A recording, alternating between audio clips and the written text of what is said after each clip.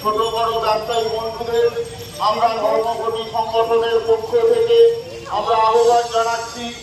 আসুন আজকে আপনাদের দোকানপাট বন্ধ রাখার মধ্য দিয়ে সারা ভারতবর্ষ জুড়ে তীব্র মূল্য বৃদ্ধি সহ,